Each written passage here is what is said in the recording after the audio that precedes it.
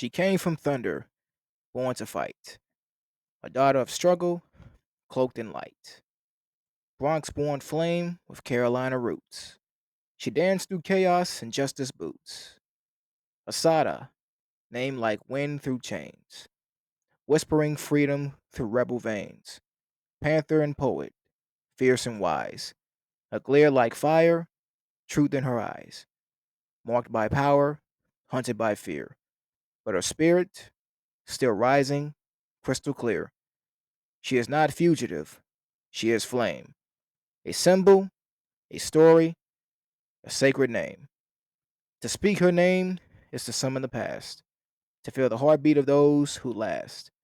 Asada lives where resistance grows, in every fist that boldly rose. Today, ladies and gentlemen, we discuss Assata Shakur, revolutionary, fugitive, and icon.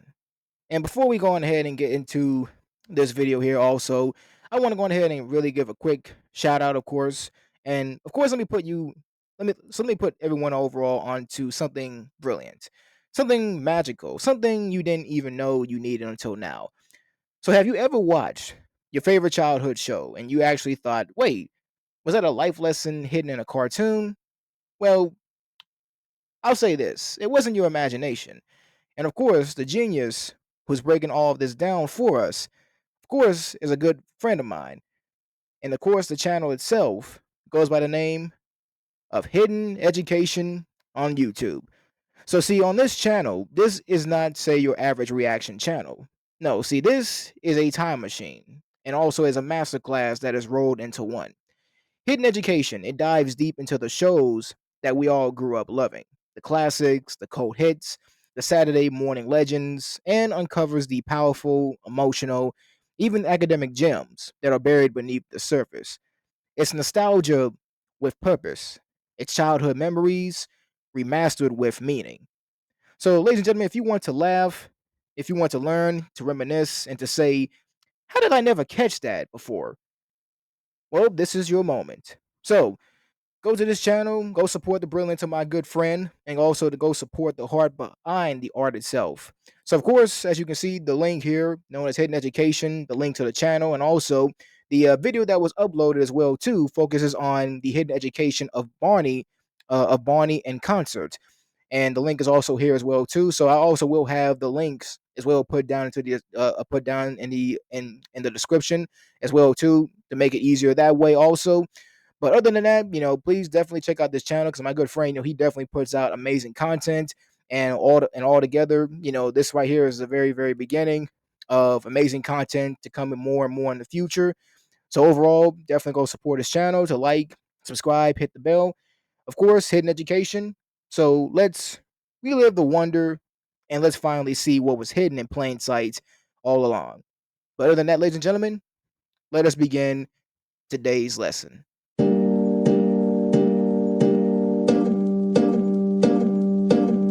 Assata Shakur was born Joanne Deborah Byron on July 16, 1947, in Jamaica, Queens, a neighborhood in New York City marked by a burgeoning African American population during the post World War II era. Her birth came at a time when the United States was deeply segregated, and the lives of Black Americans were shaped by the long shadow of Jim Crow laws, institutionalized racism, and economic inequality, even in the so called liberal North. Her parents separated when she was young, and Asada's mother, Doris E. Johnson, took primary responsibility for her upbringing. And Asada would later take the surname Chesmard through her marriage to Louis Chesmard in the 1960s through their relationship, even though their relationship was short lived. And after the divorce, she spent significant periods of her childhood between Wilmington, North Carolina, and New York City, giving her a unique perspective on the cultural and political differences between the North and the South during the mid 20th century. Her time in the South exposed her directly to the de jure segregation and the overt racial codes that governed everyday life. It was here that she would become acutely aware of the pervasive and systemic nature of anti-Black racism in America. A formative influence in her upbringing was her maternal aunt, known as Evelyn A. Williams, who was a strong minded woman who worked as both a civil rights activist and a criminal defense attorney. Evelyn provided young Joanne with not only a model of female leadership, but also introduced her to the power of legal strategy and activism as tools for social justice. Evelyn's legal mind and political insight, it will later play a critical role in Assata's life, especially during her court trials in the 1970s. Assata was an intelligent and inquisitive child, but she struggled with the rigid structure and the racial undertones of the public school system. Teachers often misunderstood her curiosity as defiance, a pattern that would mirror her later experiences with authority. After high school, she enrolled in the borough of Manhattan Community College in the mid 1960s, a period of national unrest marked by the civil rights movement, the escalation of the Vietnam War, and the growing tensions between the U.S. government and its marginalized populations. During her time at BMCC, she was exposed to the early currents of Black nationalism and radical politics. Though her transformation was not immediate, she later transferred to the City College of New York and eventually attended classes at City University of New York, where she began formally studying Afro American history. The academic focus on African American studies, a relatively new and rapidly evolving discipline at the time, it allowed her to deconstruct the whitewashed version of history that she had grown up with and to reevaluate the legacy of resistance among Black people in the US and across the African diaspora. The intellectual awakening, it led her to critically analyze capitalism, imperialism, and the history of US foreign policy, especially in relation to oppressed peoples globally. So she read works by Frantz Fanon, Malcolm X, uh, Nkrumah, and Che Guevara, and she began to immerse herself in Pan Africanist and Marxist thought. So she didn't accept these ideologies blindly. Rather, she explored them methodically, comparing the theory to the daily realities of Black life in America. And as her political consciousness, as it deepened, so did her need for personal and cultural redefinition. Rejecting her birth name, which she considered a remnant of colonial identity, Joanne Chesmard adopted the name Assata Olubala Shakur. The name change, it was symbolic and deliberate. So Assata is a Swahili name, meaning she who struggles. Olubala is of Yoruba origin, meaning savior or one who brings salvation. And Shakur, meaning thankful in Arabic. It was a common surname among the members of the Shakur family, a revolutionary collective of activists who were deeply involved in the Black Power movement. So this act of renaming herself with the broader cultural nationalist movement of the time, which encouraged African Americans to reclaim African names, clothing, spiritual practices, and traditions as a means of psychological liberation from Eurocentric norms. Her transformation mirrored similar name changes undertaken by figures like Malcolm X, formerly Malcolm Little, and Elhaj Malik El Shabazz, and Stokely Carmichael, later Kwame Ture. So, but really for Asada, the transformation was not only cultural or spiritual, it was overtly political. She aligned herself with revolutionary organizations that sought to dismantle systemic racism by any means necessary.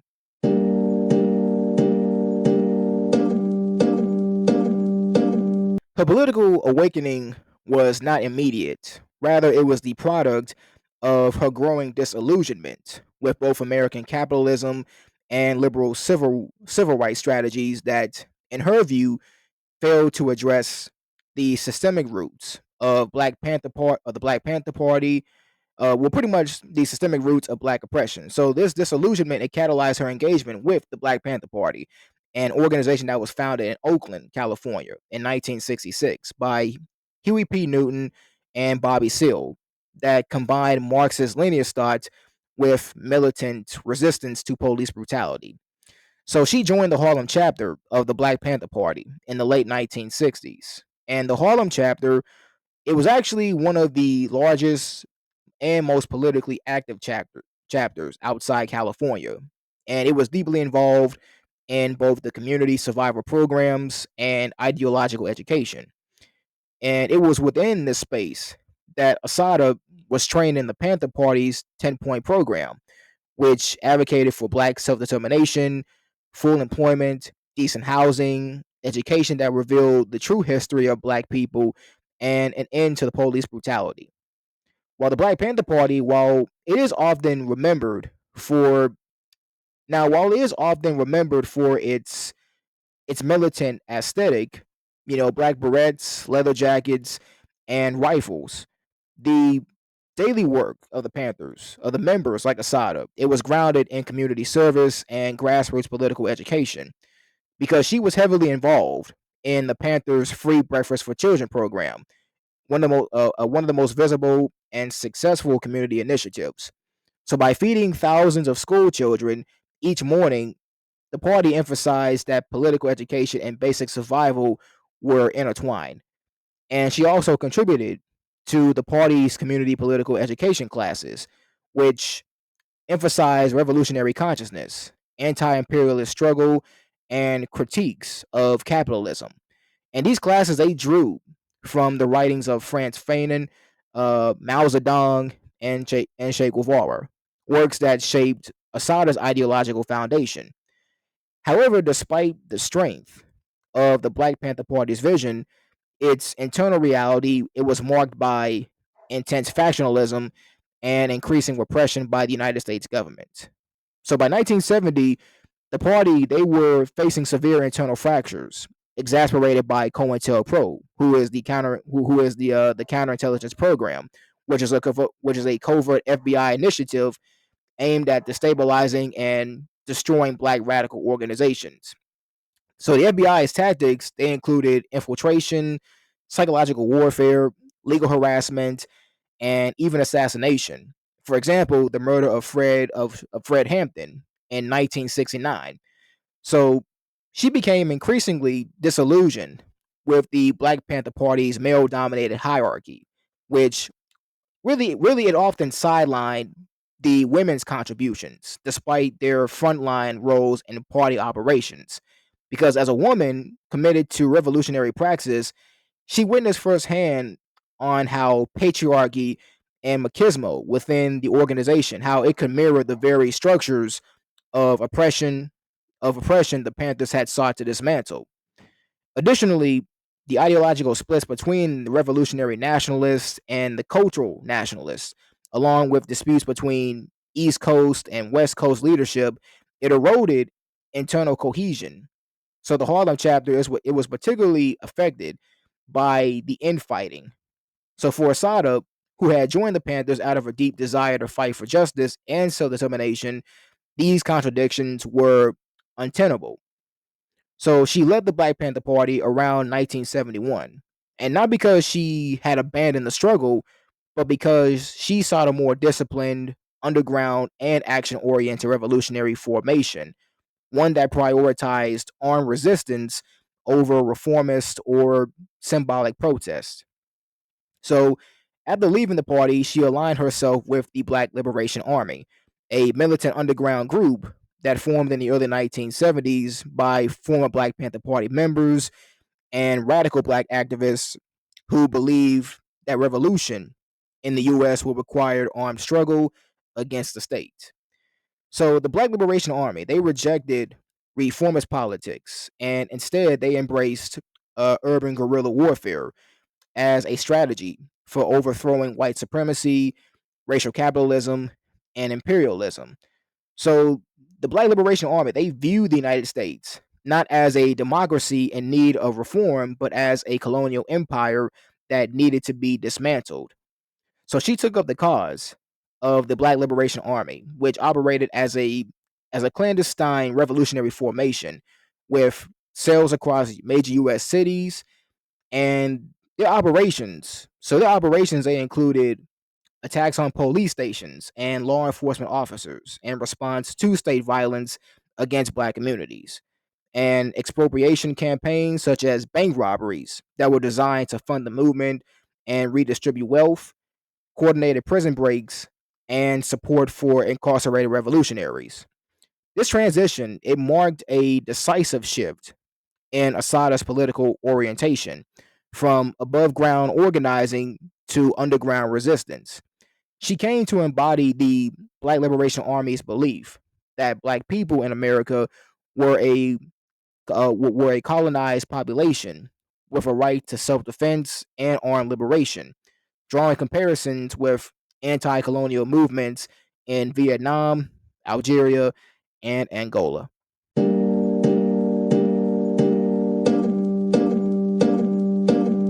So, Shakur was accused of participating in a string of armed bank robberies in New York, including in the Bronx and in Queens.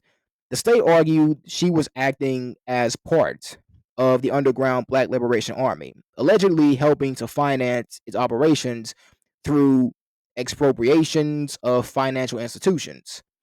So so when we look at the bank robberies, we look at the Bronx case. And the Bronx case, so this was in 1971. And the incident in this was she was charged with involvement in a bank robbery in the Bronx. And the evidence, so the prosecution, they relied heavily on eyewitness identification, which later proved to be unreliable, and no physical evidence linked her directly to the scene.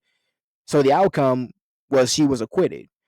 So the details, so during the trial, the defense, they raised serious doubts about mistaken identity and procedural errors in how Shakur had been targeted, and the jury found insufficient evidence for conviction.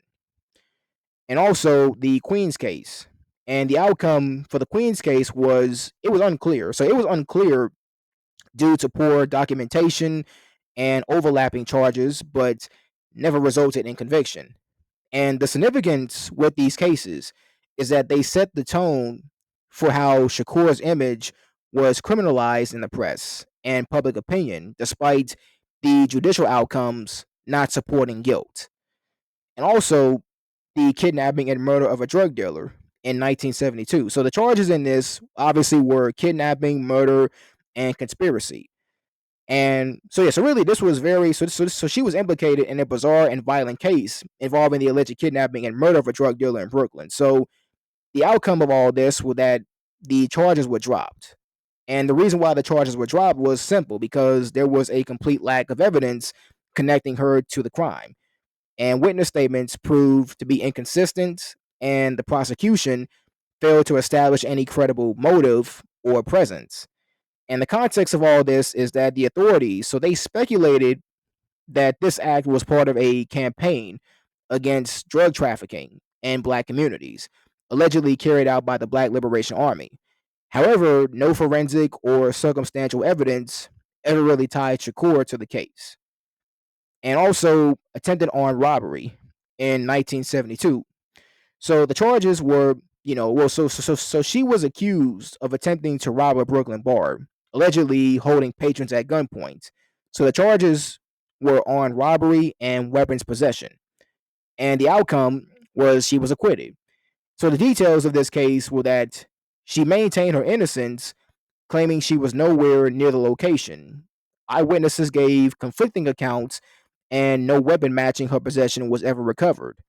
And the analysis was that the case reflected the pattern of arrests based on loose associations and really flimsy witness accounts, which was a tactic that was very common under COINTELPRO targeting methods. It reinforced the argument made by her defense that she was being politically persecuted rather than objectively investigated. And the attempted murder of police officers in Manhattan in 1972. So she was charged in a shootout with police officers in Manhattan, with the state accusing her of attempting to kill two officers. And the allegation was that she and others ambushed officers in retaliation for prior arrests and surveillance of Black Liberation Army members. And the trial result was, well, this was a mistrial. And the details of this was that the trial collapsed. It collapsed due to a hung jury and questions over ballistic evidence, eyewitness credibility, and missing chain of custody documentation for key exhibits. And the mistrial suggested it suggested an inability by the prosecution to definitively link Shakur to the gunfire. Defense lawyers also pointed out to the irregularities in the investigation and inconsistent testimony by the arresting officers.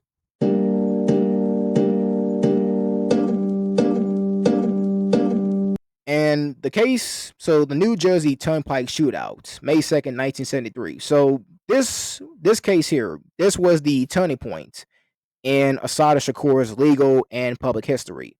So unlike all the previous cases that we discussed, all that ended in acquittals or dismissals, the New Jersey Turnpike Shootout, it led to a highly publicized trial and ultimately her conviction. So this event, so once again, May 2nd, 1973. The location was New Jersey Turnpike near East Brunswick. The vehicle occupants were Assata, and she also had two other members with her, known as Zaid Malik Shakur and Sundiata Akoli. And the stopping officers, so there were two state troopers that were known to be Werner Forster and James Harper. So what happened exactly? So what happened was the trio, they were pulled over in a Pontiac Le Mans for a broken taillight. The officers, they ran the plates and they found that the car was registered under a false address.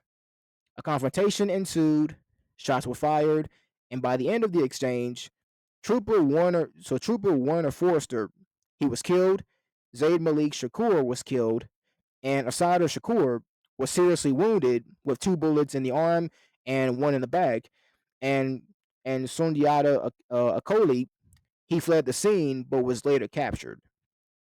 So the key controversies of this case, of this right here, was that it was, on one hand, it was Assata's claim. So she was unarmed and had her hands up when she was shot. She testified that she was shot while surrendering and never fired a weapon. The prosecution's claim, their claim was that she reached for a weapon and participated in the murder of Trooper Forster. So forensic evidence, now the FBI, they found no gunpowder, so they found no gunpowder residue on Shakur's hands, which cast doubt on whether she had fired a weapon at all. And a 380 automatic was allegedly found near her seat, though there was no ballistic match that was ever really definitively linking her to the fatal shot.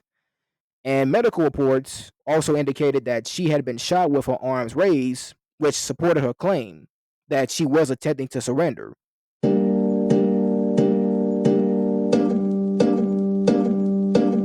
So the trial was so really the trial for this case. So it was held in 1977.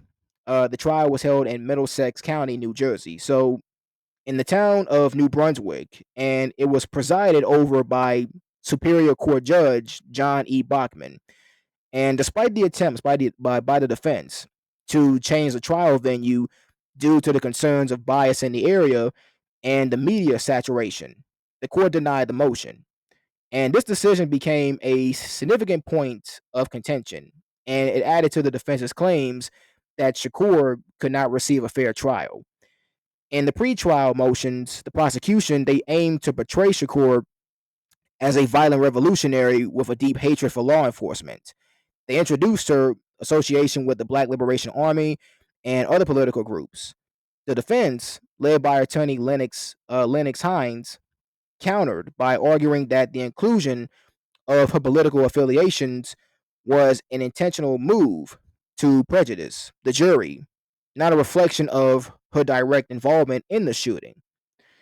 So Shakur was indicted on multiple charges, the most serious being first degree murder of Trooper Warner Forster, assault with intent to kill of Trooper James Harper, armed robbery, and illegal possession of weapons. The murder charge carried a potential life sentence under New Jersey law, and the additional charges they could add up to the several decades in prison. The prosecution, led by Assistant Attorney General Edward J. Barone, sought to prove that Shakur had shot Forrester execution style with his own service revolver after a struggle.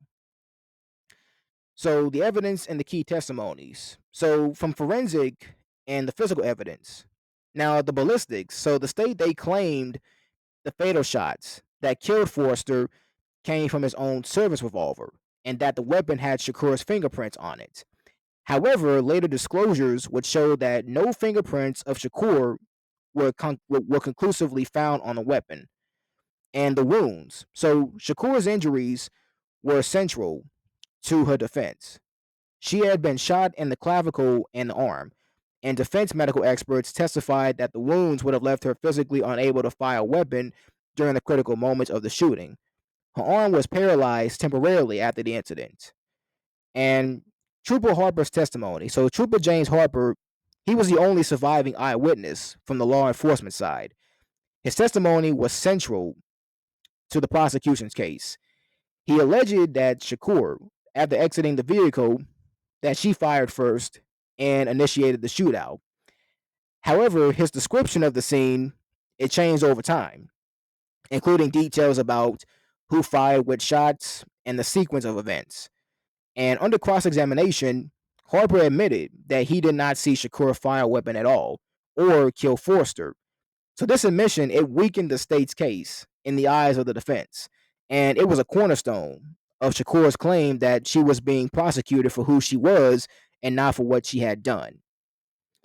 So her defense contended that she was a target of a political witch hunt, a woman labeled a domestic terrorist and vilified for her associations with the Black Panther Party and the Black Liberation Army.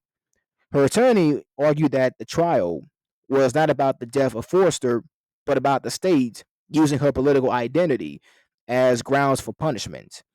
The courtroom atmosphere was tense and heavily policed. There were frequent searches, restrictions on the number of supporters that were allowed, and extensive surveillance. The defense argued these practices that they created a militarized and racially charged environment that poisoned the proceedings. Shakur remained in custody throughout the trial, and she had to be transported to and from the courtroom under heavy guard. And she often appeared in a wheelchair or wearing a neck brace. Her legal team claimed that she received inadequate medical care while awaiting trial, and that her treatment amounted to cruel and unusual punishment. On several occasions, she was physically restrained in court, sometimes shackled or surrounded by armed guards, which the defense they said contributed to an image of guilt. The court denied repeated motions to allow her to appear unshackled, citing security concerns. And Amnesty International and several other human rights organizations, they criticized the trial for what they consider to be serious, what they considered serious due process violations. And the key concerns included the prejudicial media coverage and inability to obtain a fair trial, over policing of the courtroom, likened to intimidation, denial of adequate medical treatment before and during the trial, and introduction of politically charged material unrelated to the actual shooting. Civil rights activists, including Angela Davis and the National Conference of Black Lawyers, they raised alarm about the racial and political undercurrents shaping the trial. They maintained that Shakur's prosecution was less about the crime and more about neutralizing a political dissident during an era marked by COINTELPRO. So on March 25th, 1977, after a 6-week trial and over 24 hours of deliberation, the jury found Assata Shakur guilty on all counts, including the murder of Trooper Forrester. So she was sentenced to life in prison for murder and also an additional 33 years for the other counts, including armed robbery and assault. Judge Bachman, he denied a motion for a new trial, rejecting defense arguments about jury bias and prosecutorial misconduct.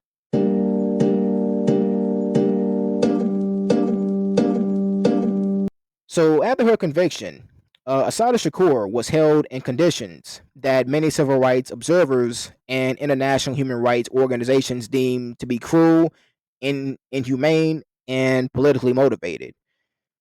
So from the outset of her incarceration, she was subjected to conditions that went far beyond the normal punitive procedures. She was held for 21 consecutive months in solitary confinement at the Middlesex County Correctional Center in New Jersey, in a special wing that was later revealed to be set up just for her. And this extreme isolation, it included a 6 by 9 foot cell with no windows, fluorescent lights that remain on 24 hours a day, depriving her of a natural circadian rhythm. No, and also no contact with other prisoners because guards referred to her as a high risk political inmate. Minimal human interaction with meals passed through a slot in the door. No outdoor time or exercise. At times, she went weeks without fresh air or sunlight and limited access to books or educational material, which were often censored or delayed. And Shakur, she later described this period in her 1987 autobiography, Assata, and Autobiography, as mental and physical torture. She detailed the disorienting psychological effects of extreme isolation, referring to it as a deliberate effort by the state to break her spirit and delegitimize her political consciousness. So she suffered from severe physical pain during her imprisonment due to the injuries sustained in the 1973 shootout. She had been shot in the arm and the back, the latter wound serving a nerve. And despite the repeated requests, she claimed that adequate medical treatment was consistently denied. Her gunshot wounds were not properly treated for weeks, leading to long-term nerve damage and limited mobility. She experienced symptoms of neuropathic pain and muscle atrophy, with little physical therapy or pain management. Uh, and also her requests for a female doctor or a black physician, they were repeatedly rejected. And in one incident, she described being shackled to a hospital bed for weeks following surgery, unable to care for herself, often soiled and left in degrading conditions. Supporters, including the National Conference of Black Lawyers, the Committee to Free Assata Shakur, and numerous black liberation and human rights organizations, they rallied around her. And these groups argued that she was a political prisoner, that she was a target of the FBI's COINTELPRO, which had as one of its explicit goals, which was a neutralization of black militant leaders at this time period. So in 1977, Amnesty International, they cited her treatment as an example of human rights violations inside the United States. So the United Nations Working Group on Arbitrary Detention, they also questioned the severity of her confinement. Though the US government, they maintained that she was a violent criminal, and many saw her as a modern-day Harriet Tubman figure, a black woman hunted and locked away for resisting white supremacy and systemic injustice.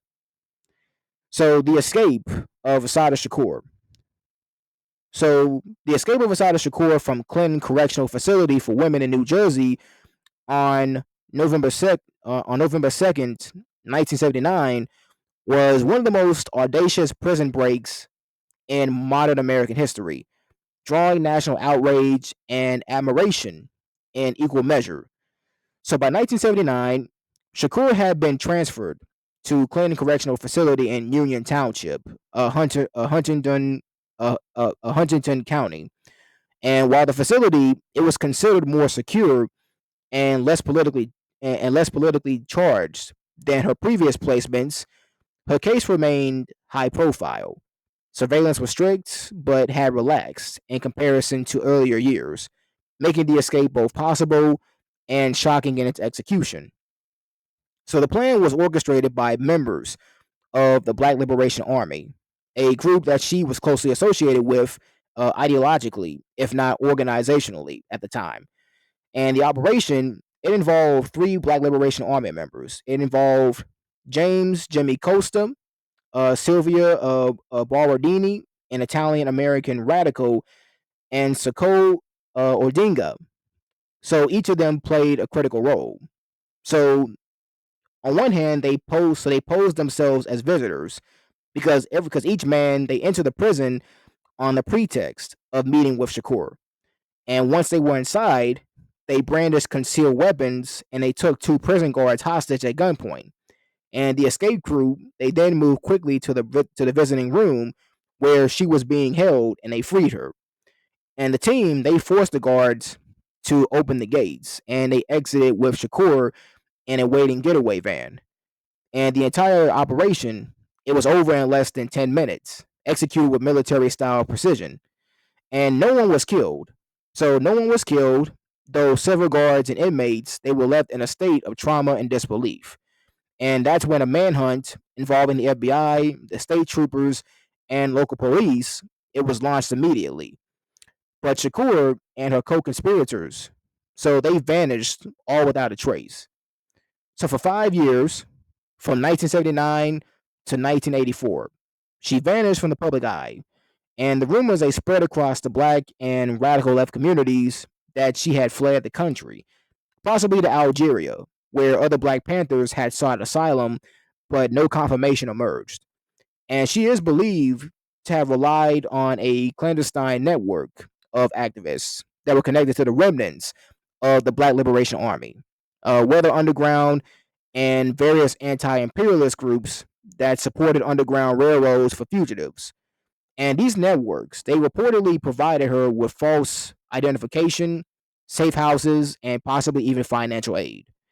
And the theories about it here. So there were plenty of theories that about it, because some claim that she went under. So some people they claim that she underwent facial reconstruction surgery.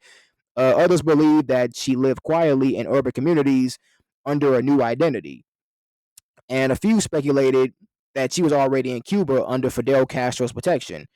But no one really knew for sure until 1984. And in 1984, the Cuban government under Fidel Castro publicly confirmed what had until then been only speculation. And Assata Shakur, she was alive and had been granted political asylum. And Castro, he had a statement that he made. So he publicly announced that Shakur was living in Cuba and had been granted asylum on the grounds that she was a victim of political repression and racial injustice in the United States. So, in a speech, Castro stated that they wanted to silence her, to neutralize her because she dared to speak out against injustice. And we see her as a symbol of the struggle of Black people in the United States. Now this declaration, it was not just humanitarian, but it was geopolitical.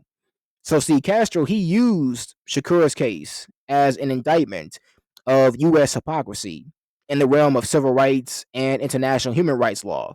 So it was a Cold War propaganda victory for them, which bolstered Cuba's image among international leftist movements and simultaneously outraging the U.S. government.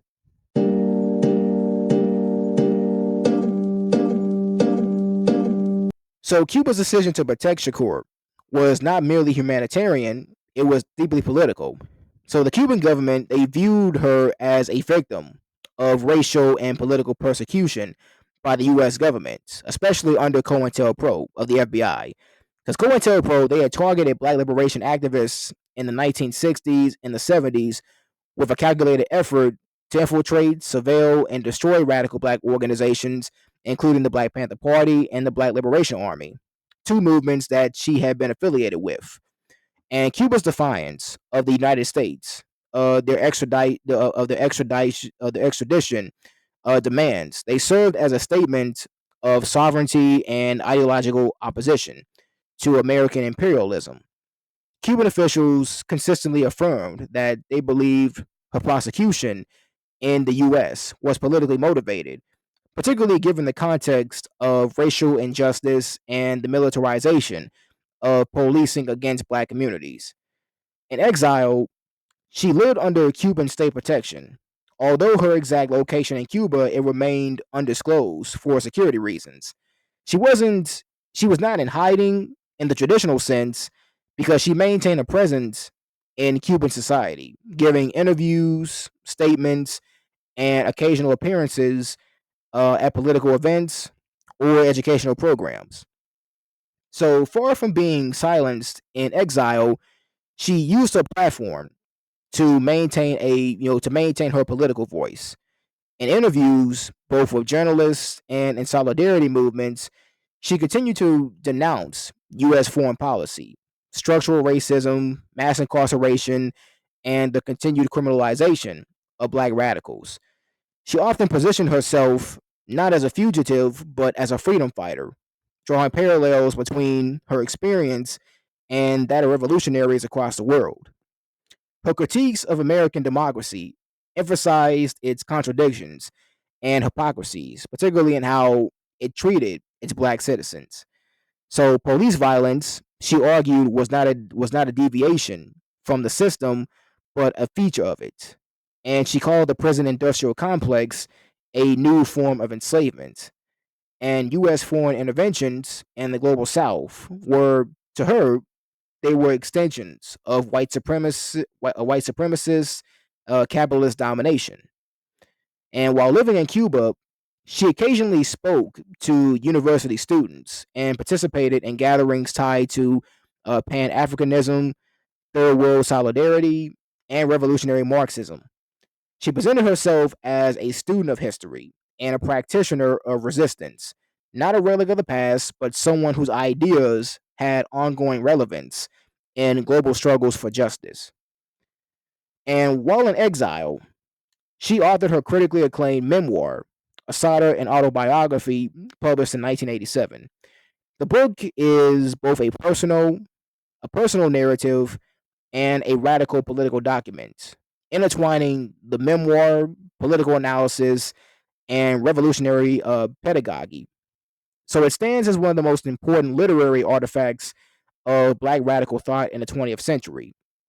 So there are some key themes to the book, to the autobiography, that really overall, captivate. They really catch the overall narrative of her story. So the first theme is racism in America. So her autobiography is unrelenting in its analysis of American racism, and through vivid and personal recollections from a childhood in Queens and North Carolina to a time as a student at the City College in New York, she details how racism structured every aspect of Black life, from education and employment to the justice system. And she recounts that over policing and brutality in Black neighborhoods, discriminatory school practices that alienated Black children, the social neglect, and criminalization of Black youth.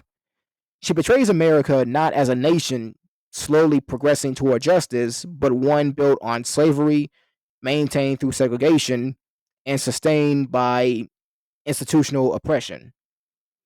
And a second theme is COINTELPRO and the war on Black liberation. A central focus of the memoir is the role of FBI's COINTELPRO, which she frames as a counter-revolutionary force targeting legitimate Black political activity. She explains how she, along with other members of the party and the Black Liberation Army, they were constantly surveilled, harassed, infiltrated, and even set up.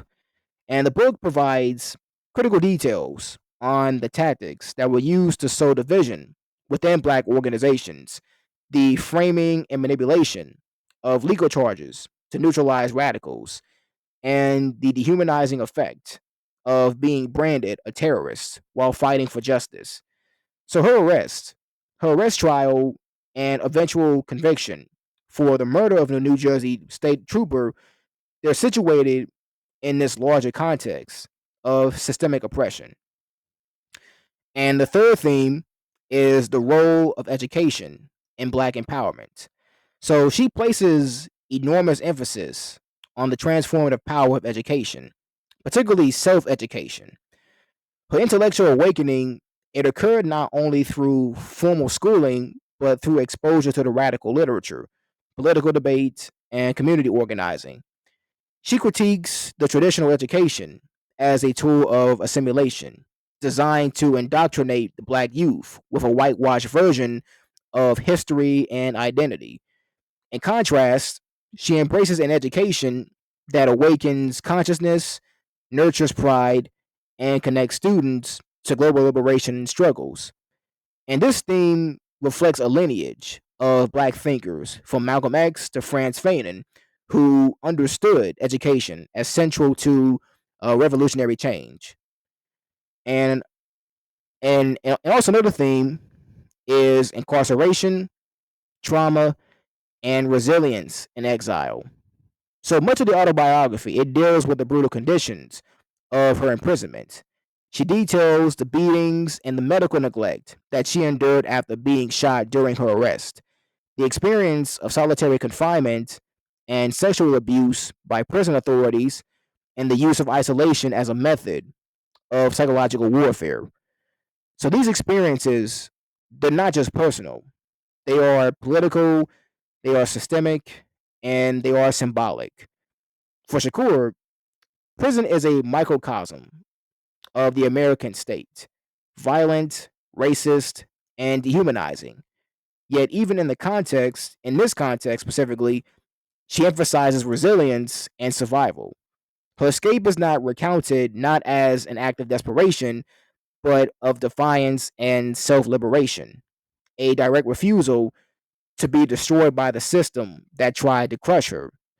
In exile, this theme transforms into one of emotional complexity because she speaks of longing for her daughter and loved ones, of the alienation of living outside her homeland, but also of the freedom to breathe, to think, and to build anew.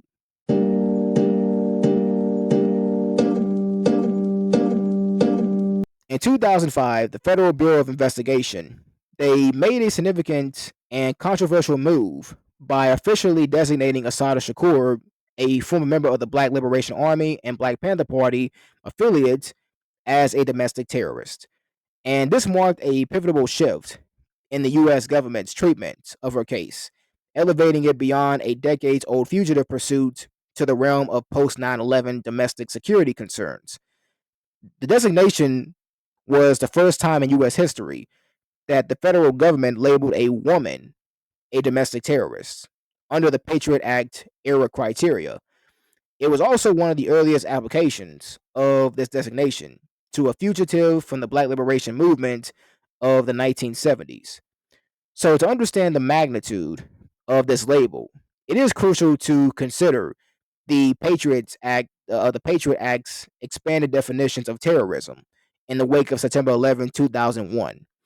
So, under Section 802 of the Act, domestic terrorism includes acts dangerous to human life that are intended to intimidate or coerce a civilian population or influence government policy by intimidation or coercion.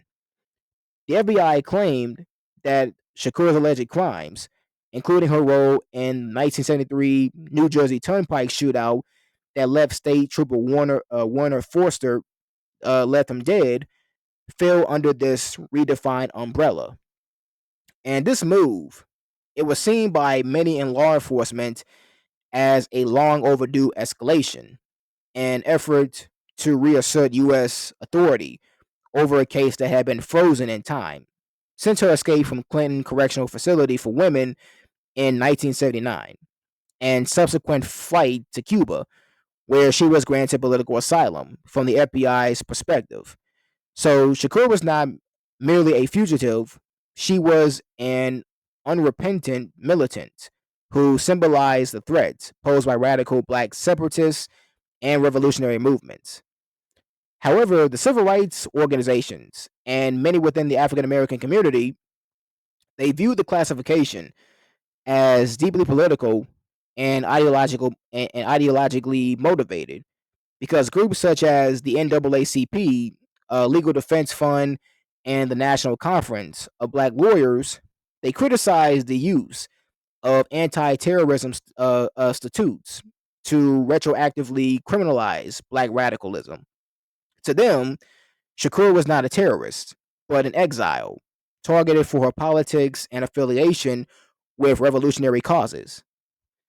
And and also an even more dramatic move is on May the 2nd, 2013, the 40th anniversary of the New Jersey Turnpike shootout, the FBI announced that Assata Shakur had been added to its most wanted terrorist list. And this moment right here was historic, as she became the first woman ever to be included on the list, which had previously been reserved almost exclusively for individuals affiliated with global groups such as Al Qaeda and later ISIS. And this inclusion was not arbitrary. It was designed to send a message.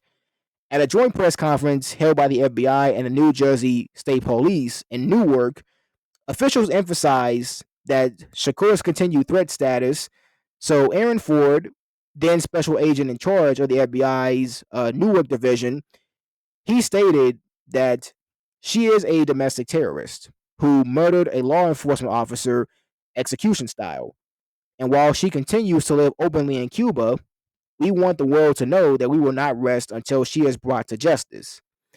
The symbolic and political nature of the announcement, it was unmistakable. Coming during the Obama, so really coming during the Obama administration, it sparked intense debate about race, state violence, historical memory, and the enduring power of revolutionary politics. And critics pointed out that Shakur had been living in Cuba openly for over 3 decades, and the U.S. had made little diplomatic progress in negotiating her extradition. And Cuba, for its part, they consistently rejected those efforts, viewing Shakur as a political refugee who had fled systemic racism and political persecution in the US. And notably, her addition to the terrorist list, it came at a time when racial profiling, state violence, and surveillance of black communities, they were once again rising as dominant national conversations. To many, the FBI's actions were not only a revival of the COINTELPRO style repression, but it was an attempt to rewrite history by framing black liberation as terrorism. So, coinciding with her placement on the most wanted terrorist list was the announcement of a $2 million award for her capture. $1 million from the FBI and $1 million from the New Jersey State Police. And this reward, it doubled the previous bounty that had been offered since the 1980s, and it was the largest ever offered for a woman fugitive in U.S. history. The financial escalation was intended to incentivize tip offs and reawaken public interest in her case, especially in the international context. The bounty also reflected a growing frustration within federal and state agencies over the lack of progress in securing her extradition. So, but again, the critics and supporters of Shakur, they saw the bounty as more than just a criminal justice measure. It was viewed as psychological warfare, a means of placing economic pressure on anyone who might be tempted to shield her, while also sending a signal to Cuba. At the time, the U.S. and the Cuba relations, they were slowly thawing under President Obama, but the bounty served to remind both the American public and the Cuban government that the U.S. they had not forgotten about Shakur. So, moreover, the framing of the bounty announcement, complete with dramatic media rollouts, posters, and a heavy emphasis on her armed and dangerous status, it fueled perceptions that the United States was determined to suppress the symbolism of Assata Shakur, not just a physical person.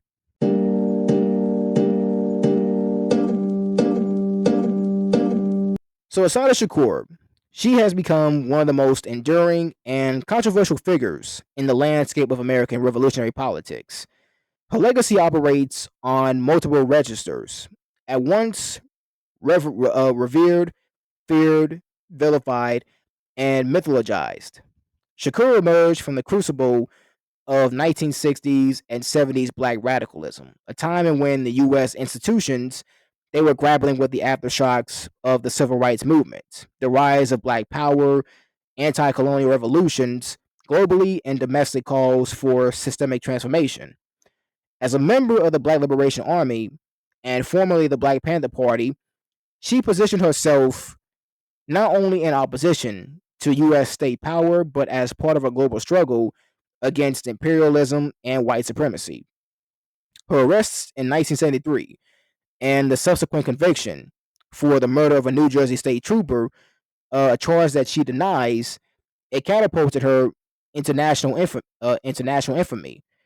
Yet her daring escape from Clinton Correctional Facility in 1979, her eventual asylum in Cuba, and her autobiography Assata in 1987 transformed her into a symbol that is far greater than her individual biography.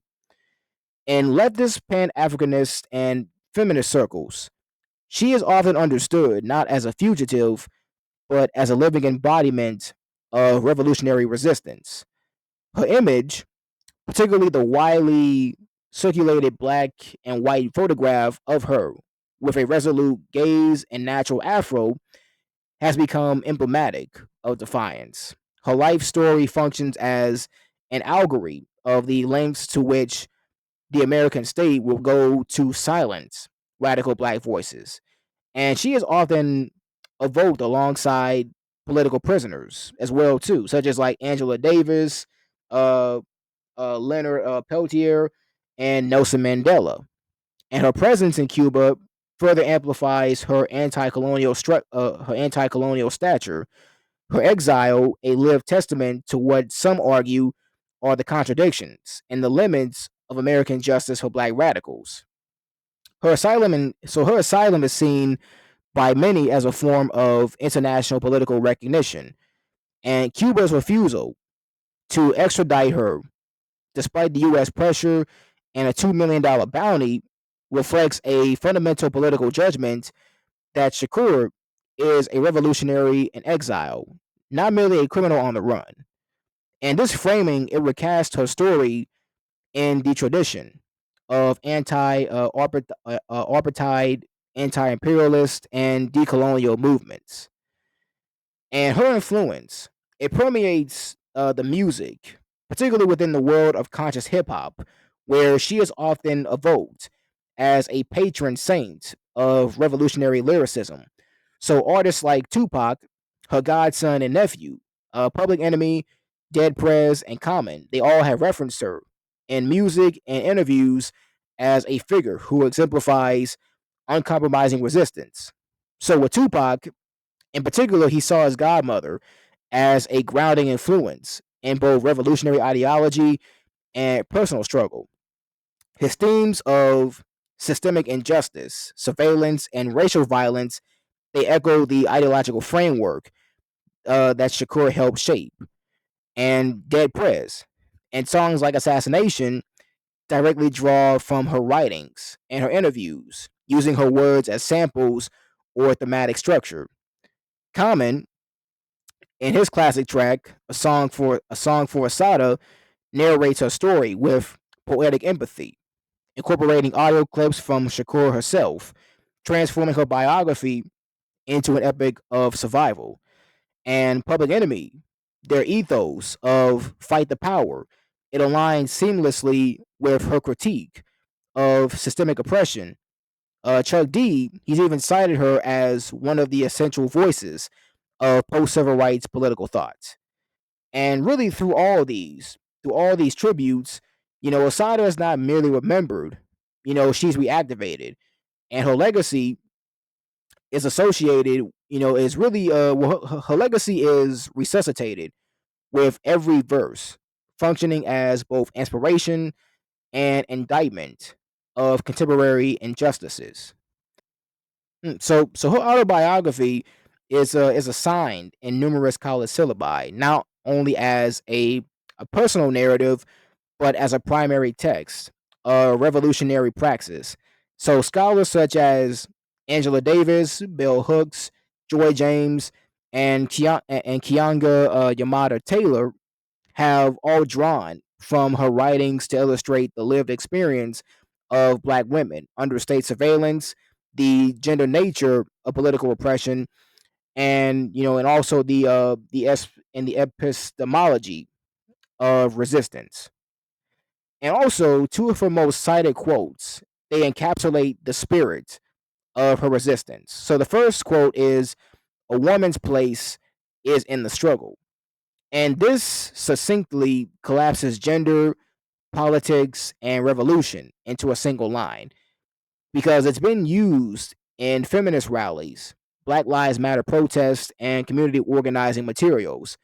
And the quote challenges both the patriarchal norms and the bourgeois feminism by asserting revolutionary activity as a valid, even necessary space for women. And the other quote is, "No one is going to give you the education that you need to overthrow them." And what this speaks to the radical pedagogy and the politics of knowledge, often cited in educational theory. In educational theory, and it also critiques the formal schooling as a tool of ideological control. It inspires self-education, critical consciousness, and insurgent curricula.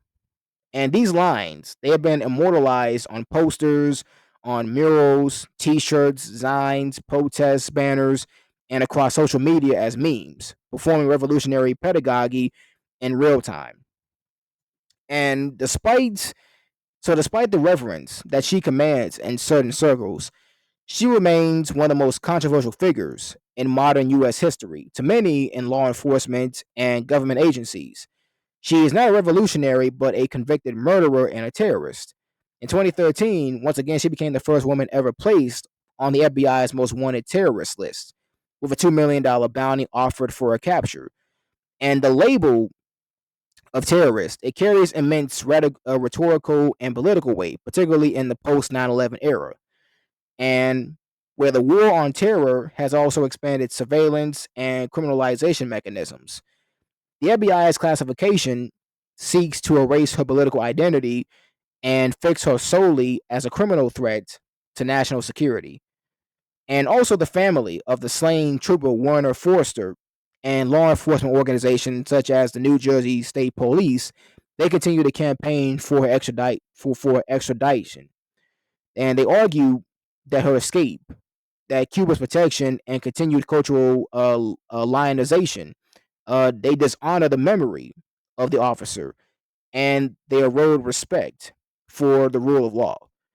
And for these groups, the reference shown to Shakur is interpreted as moral relativism, where the violent acts are justified under the guise of political struggle.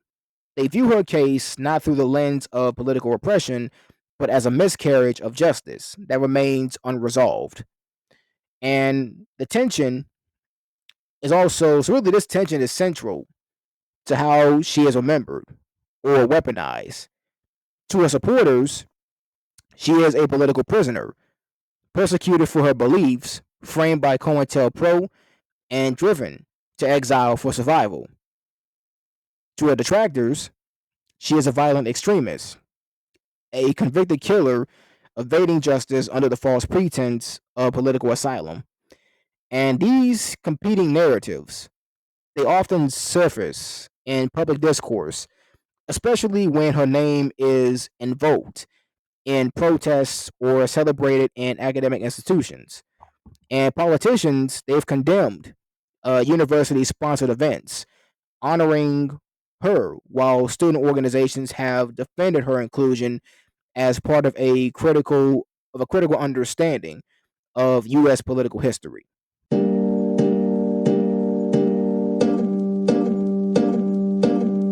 And also, to understand the full weight of the state's persecution of Assata Shakur, one must begin with the origins and the objectives of COINTELPRO. And COINTELPRO, so this was a program by the FBI. So this was initiated in 1956 under the direction of FBI Director J. Edgar Hoover. Originally, it was designed to combat communist infiltration, But over time, it expanded to, really it expanded its scope to include domestic political groups that Hoover he deemed to be, he deemed subversive, and particularly those advocating for black liberation, native sovereignty, Puerto Rican independence, and radical economic justice. And by the late 1960s, COINTELPRO had already zeroed in on what Hoover called the greatest internal threat to national security, the black nationalist movements. And this included, once again, the Black Panther Party, but also the Republic of New Africa, the Student Nonviolent Coordinating Committee, and later the Black Liberation Army, which was a group that Assata Shakur would be associated with. And his internal directive, it was unambiguous, pretty much in his words, to prevent the rise of a messiah who could unify and electrify the militant black nationalist movement. And this statement, it was not just a rhetoric, it was operationalized into thousands of acts of infiltration, surveillance, disinformation, entrapment, character assassination, and it outright left, outright lethal violence. And for those like Assata Shakur, who embodied the political and ideological synthesis of radical black resistance, this meant being marked for neutralization by any means necessary. So a lot of supporters, a lot of people, so a lot of Assata Shakur supporters, they all argue that her trial was a political prosecution rather than a fair criminal proceeding. And several key points they underpin this position. Because on one hand, it's the political prisoner status, because she has long been recognized by international human rights observers as a political prisoner, including by, the United Nations. Her defenders argued that her imprisonment was not about justice, but about making an example of black resistance, and also the misuse of law enforcement power. So COINTELPRO's declassified documents, they prove the FBI's willingness to lie, to sabotage, and to commit illegal acts to neutralize individuals. And this undermines the assumption that the case against her was built on untainted evidence and the criminalization of black womanhood. So her gender and political militancy made her a unique threat in the eyes of the state. She was cast not only as a violent revolutionary, but as a traitorous symbol of defiant black femininity, which the FBI and the media apparatus they sought to erase through incarceration and delegitimization.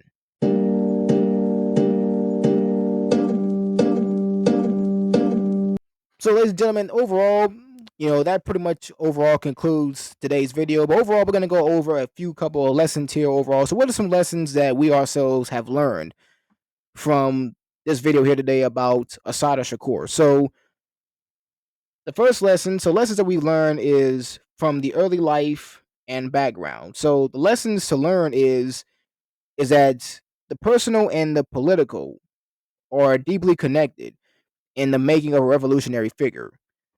Family influence, especially from activist relatives, they can serve as a catalyst for political awakening. And education, it can play a crucial role in radicalization and self identification, particularly when students are exposed to Afrocentric or liberatory frameworks. And also when it comes to political involvement in the Black Liberation Army. So the lessons to learn here that is revolutionary movements. So the movements here, they often evolve and they splinter due to the ideological and gender based tensions. And the move from community based activism to militant resistance, it reflects the broader frustrations with systemic oppression. And also the series of arrests and the charges. So the legal systems, they're often used to overwhelm and immobilize political dissidents through repeated charges and trials. The media and the law enforcement, they can construct the narratives that shape public opinion before due process occurs. And also trial and conviction. So the trials involving political figures, they can be compromised by racial, political, and procedural bias. And political prisoners, they often challenge not just their conviction, but the legitimacy of the system itself. The prison, escape, and exile. And lessons to learn here, is solitary confinement and prison conditions. They can function as forms of psychological and political torture. And escape from prison, in Assata's case, became a symbol of defiance and liberation for many activists. And political asylum highlights global solidarity and international dimensions of U.S. repression and life in Cuba. So, exile, it can offer space for reflection, ideological clarity, and the ability to speak more freely. And autobiography, it becomes a powerful tool of resistance and historical memory. FBI and most wanted list. The label of terrorist, it can be a powerful rhetorical weapon used by the state to delegitimize dissent. Surveillance and state repression, it did not end with the civil rights era, it evolved. And the contributions and legacy. So, the lessons to learn here is revolutionary figures, they often become mythologized, debated, and contested over time. And cultural influence, it can outlast the legal or political battles, especially through music and through art. COINTELPRO and political repression. So, the government programs like COINTELPRO, they illustrate the extent of illegal state action taken against black radicals. Political surveillance and disruption are key tools of maintaining the status quo and the ongoing debate. So, the legacy of political exiles, it raises questions about justice, sovereignty, and moral authority. The struggle for liberation is intergenerational and continually evolving.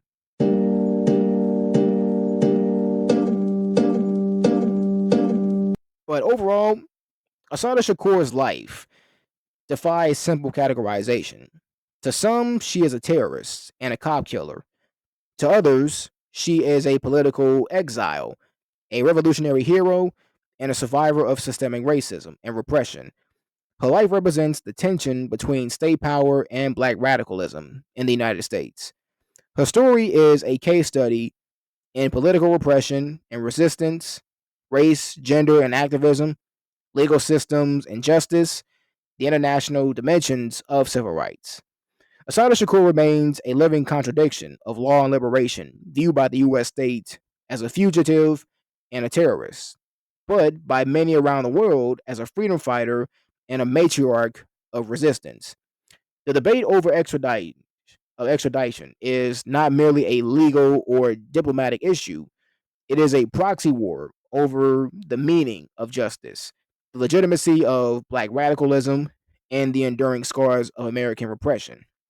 As long as Asada remains in exile, her presence in Havana will continue to cast a long shadow over U.S. Cuba diplomacy. But perhaps more importantly, her spirit continues to animate movements for justice that refuse to forget the past or surrender the future.